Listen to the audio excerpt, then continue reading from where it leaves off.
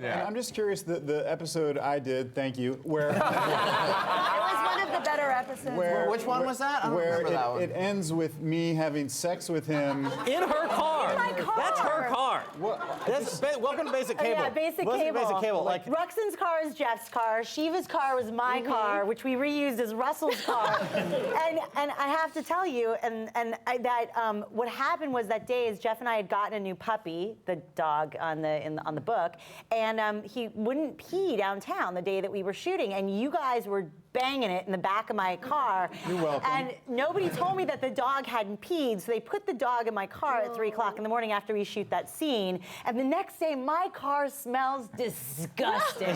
I mean, it I will smells tell gross. you, that was not your dog. And honestly, for 2 days, I assumed that it was just you guys. It was just Russell. It was Russell Roppy Funk. And then we realized that the entire rear of my car was covered with dog urine. Wait, did you say dog urine? Because Belushi just came a third time.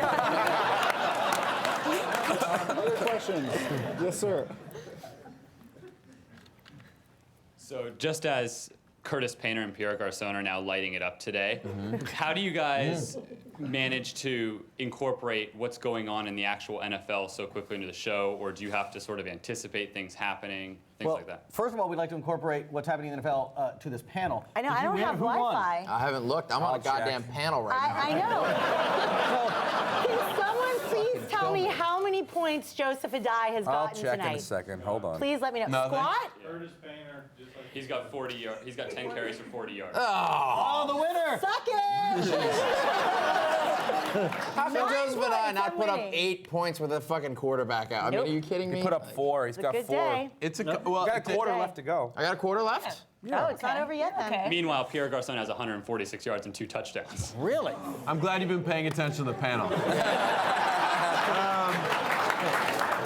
But it's a combination of things. One, Jeff and Jackie are incredibly knowledgeable about the game, and so they're using players. Two, there's stuff where we go in but the key is to set along examples that will fulfill themselves in the season. So vulturing or something like that, where. Was that last year where you were Vulturing's this year. Okay, Vulturing's and then this what year. was the bit? There was something last year where it was like you knew to pick up the backup, whatever it was. Frank Gore went out, but we picked Oh, well, up. that's the one that surprised us. So we try very hard. We try to be as, we have a great comedy audience. We also have a great fantasy football audience. We try to be as authentic to both as we can. And you're amazing at it. I mean, Jeff's dream job, if he wasn't doing this, he's been very clear to me, is that he wishes he could have been an offensive coordinator. And he tells people that if we have kids, that he is not interested in training them to be athletes. He is interested in training them from very early age to be coaches and one's offensive doing players. this. It's a great job. It's insane. These are great jobs.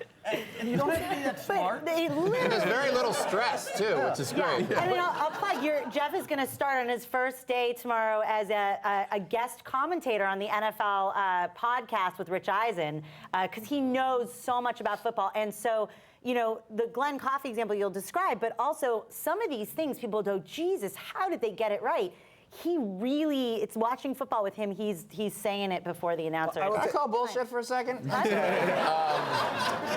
I remember distinctly there's something called ADR, which is replacing the other things. thing. I remember going into the A couple of them are studio insane, though. and the camera being on the back of my head, and you look at certain things where we're like, sometimes yes, but that one with the Oracle was unbelievable. This year we were talking about vulturing, the concept of vulturing, and we used Mike Tolbert, and in the episode 3, he gets 3 TDs. What did he do in week 1? He got 3 TDs. That, so that one we go like, all right, we got that one right. But that's the Field of Dreams thing. If you build it, they will come.